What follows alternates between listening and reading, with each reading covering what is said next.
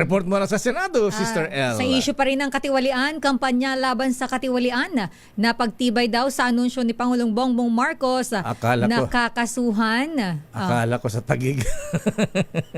Hindi lakay diba? Oo. Sige. Yan daw ay napagtibay matapos nga anunsyo ni Pangulong Bongbong Marcos nakakasuhan na si dating House Speaker Martin Romualdez. Sino nagsabi niyan? RH28, Raymond Dadpaas. Lakay Raymond.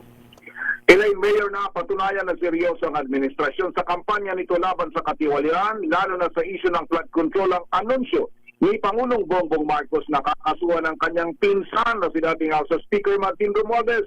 Ito ang paniniwala ni Senate Majority Leader Juan Miguel Mig Zubiri kasunang katatapos na ikalimang State of the Nation Address to sona ng Pangulo.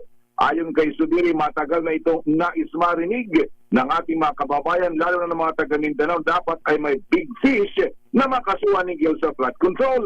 Naniniwala ang senador ng pagbagsak ng rating ng Pangulo sa mga survey ay dahil sa hinalang pinoprotekta ng kanyang mga kalyado at pinsan na si Romualdez.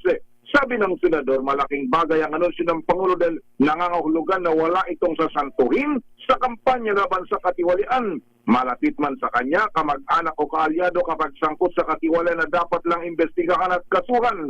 Narito si Senador Mig Zubiri. Kung mapakinggan na magkakaroon talaga ng big fish na makakasama dito sa mga kaso, dito sa flood control, ang magandang binanggit ng Pangulo na kahit po pamilya, masakit man sa kanya, ay tutuluyan pa rin niya. So, maganda po yan, mensahe sa taong bayan na walang sasantuhin dito sa issue ng flood control. Nauna nang tinawag ni Senador Amy Marcos na isang uri na naman ang pambubudol ang anunsyo ng Pangulo na kasuhan ng kanilang pinsan na si Romualdez. Ano. Take two. Ano sabi ni Manang Amy?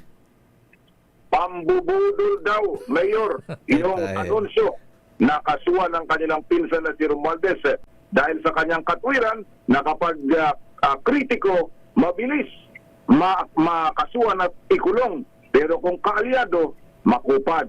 Dahil ang diin pa ni Senador Amy Mayor pagkatapos daw ng mahiya naman kayo speech noong nakarang taon, hanggang ngayon, ligtas pa yung mga walang hiya sa administrasyon. Ito si RH28, Raymond Dadpaas para sa DZRH sa Pilipinas, una sa Pilipino. Maraming salamat, Raymond.